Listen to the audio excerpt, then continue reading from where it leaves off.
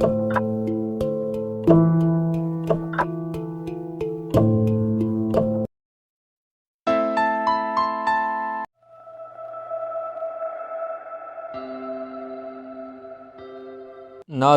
علم کا وہ دلچسپ شعبہ جو مختلف ایوانوں کا مطالعہ کرتا ہے، ایوانیات زالوجی کہلاتا ہے۔ اسلامی نظریہ کے مطابق ہر جاندار، ہر شے اللہ تعالیٰ نے پیدا کی ہے۔ قرآن مجید میں جہاں اللہ تعالیٰ کی پیدا کی ہوئی مختلف چیزیں بیان ہوئی ہیں، وہاں عجیب و غریب جانوروں کا ذکر بھی موجود ہے۔ آج کی اس ایپیسوڈ میں آپ اونٹ سے متعلق کچھ معلومات سنیں گے اور آخر میں ایک معصوم اونٹنی کی دلچسپ اور عبرت انگیز کہانی سنیں گے۔ جگالی کرنے والا جانوروں میں اونٹ بہت بدنی اور وزنی چوپایا ہے۔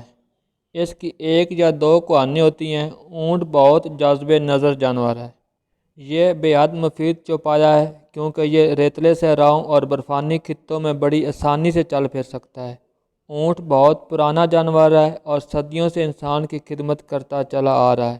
انسانوں اور سامانوں کے مختلف بھاری بھرکم بوجھ اٹھا کر یہ ہر جگہ آسانی سے آ جا سکتا ہے۔ ایک عام صحت مند اونٹ 450 کلوگرام وزنی بوجھ اٹھا سکتا ہے۔ اونٹ کے بالوں سے نفیس کپڑا بنا جاتا ہے۔ اس کی کھال سے چمڑے کی متعدد مصنوعات تیار ہوتی ہیں۔ اونٹ حلال جانور ہے، یعنی اس کا گوشت کھانے کے استعمال میں لایا جا سکتا ہے۔ اونٹنی کا دودھ بھی خاصا لذیذ اور مفید ہوتا ہے۔ اونٹ کی دو مشہور اقسام ہیں، دو کوہانی بکٹیرین اونٹ اور ایک کوہانی عربی اونٹ۔ اونٹ کی کوہان فالتو چربی کے ذخیرہ کا کام دیتی ہے۔ صحت مند اونٹوں کی کوہانیں سیدھی اوپر اٹھی نظر آتی ہیں۔ بکٹیرین اونٹ وسطی ایشیا کے سنگلاق صحراؤں میں پائے جاتے ہیں، مثلاً منگولیا کا صحرائے گوبی۔ ایک کوہانی عربی اونٹوں کی مشہور قسم ناکا ہے۔ سواری اور دوڑوں کے لیے ناکا بہت موزوں ایوان ہے۔ شمالی افریقہ، جزیرہ نما عرب اور مشرق وسطیٰ میں سیابی سواری کے روایتی جانور کے طور پر استعمال کیا جاتا ہے۔ اونٹ صحراؤں کے گرم اور سرد حالات اور موسموں سے نہایت عمدگی سے مطابقت پیدا کر لیتے ہیں۔ لمبے عرصے تک پانی کے بغیر گزارا کرنے میں اونٹ کا کوئی ثانی نہیں۔ اونٹ کے ہر پاؤں کے دو دو پنجے ہوتے ہیں۔ ان پنجوں کی وجہ سے بکٹیرین اونٹ گہری برف میں دھنسنے اور عربی اونٹ نرم ریت میں پھنسنے سے بچ جاتا ہے۔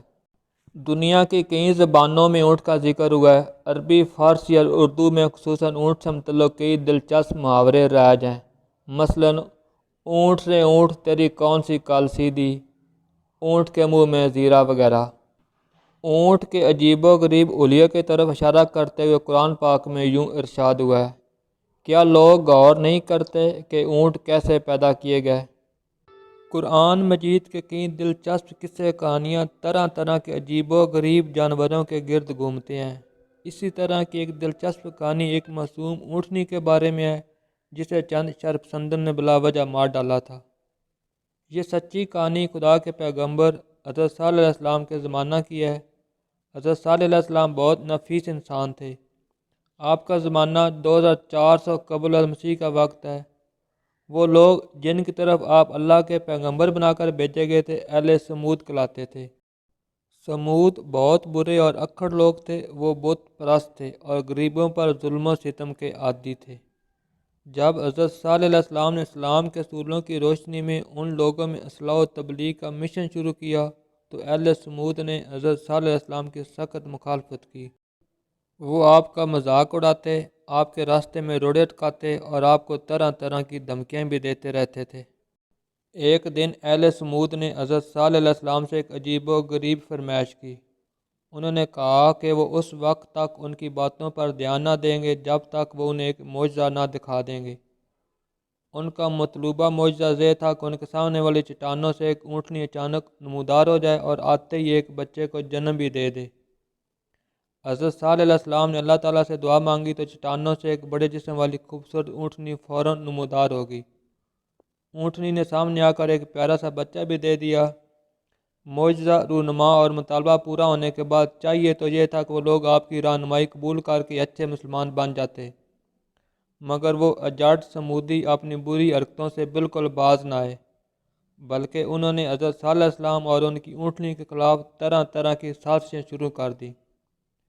حضرت صالح علیہ السلام نے انہیں کئی بار تنبیہ کی کہ اگر وہ اپنی بری حرکتوں سے باز نہ آئے یا انہوں نے اللہ تعالیٰ کی دی اونٹنی کو کوئی نقصان پہنچایا تو ان پر اللہ کا عذاب نازل ہوگا۔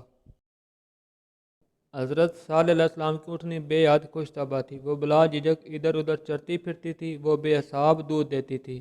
حضرت صالح علیہ السلام نے اس کا دودھ استعمال کرنے کی سب کو اجازت دے رکھی تھی۔ اونٹنی کے دودھ کے عام اور بلا قیمت استعمال پر اہل سمود کو حضرت صالح علیہ السلام کا شکر گزار ہونا چاہیے تھا، مگر اس کی بجائے ان بدکماشوں نے اپنی بری حرکتیں اور تیز کر دیں۔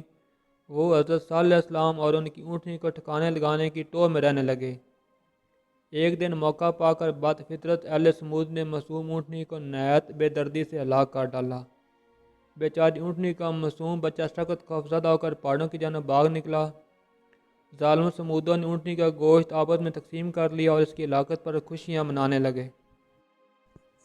ان بدکماش اہل سمود کی ذہنی اور اخلاقی حالت بدستور بگڑتی چلی گئی، حتیٰ کہ ایک روز اللہ تعالیٰ کی طرف سے حضرت صالح علیہ السلام کو یہ پیغام موصول ہوا کہ اگر بدکماش سمودیوں نے 3 دن کے اندر اندر اپنی بری روش نہ بدلی تو ان پر سخت عذاب نازل ہوگا۔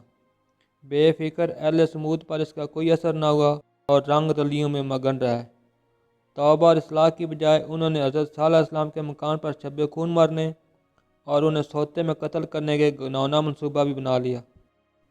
بات حد سے بڑھ چکی تھی، بدکماش سمودی بالکل بے لگام ہو چکے تھے۔ جب حالات سنگین صورتحال اختیار کر گئے تو سمودیوں پر عذاب الہی کا آغاز ہوا۔ ان کا علاقہ شدید زلزلے کی لپیٹ میں آ گیا، آسمان سے انتہائی کرخت آوازیں اور ہولناک گرجنیں سنائی دینے لگیں۔ قیامت کا سا خوفناک سماں پیدا ہو گیا اور آنکھ جھپکتے ہی سب کے سب سمودی دردناک موت کی گوشت میں چلے گئے۔ اس تباہی سے حضرت صالح علیہ السلام اور ان کے مٹھی بھر نیک ساتھی بچ سکے۔ ناظرین، قرآن کی اس کہانی کا سبق یہ ہے کہ بدی کا انجام بہت برا ہوتا ہے۔ اللہ تعالیٰ کے تمام محترم نبی لوگوں کی فلاح و بہبود کے لیے بھیجے جاتے ہیں۔ ان کی اطاعت فرض بھی اور مفید بھی ہے، اور ان کی نافرمانی ہر اعتبار سے نقصان دہ ہے۔ اللہ تعالیٰ ہم سب کو اللہ کے بتائے ہوئے نیک راستے پر چلنے کی توفیق عطا فرمائے، آمین۔ انشاءاللہ آئندہ آنے والی ایپیسوڈز میں آپ مزید ایوانوں کے قرآنی قصے سنیں گے۔ اگر آپ نے میرے چینل کو سبسکرائب نہیں کیا تو سبسکرائب کر لیں اور بیل آئیکن کو پریس کر لیں تاکہ آپ تک میری ویڈیوز بر وقت پہنچ سکے۔ شکریہ، اللہ حافظ، السلام علیکم ورحمۃ اللہ وبرکاتہ۔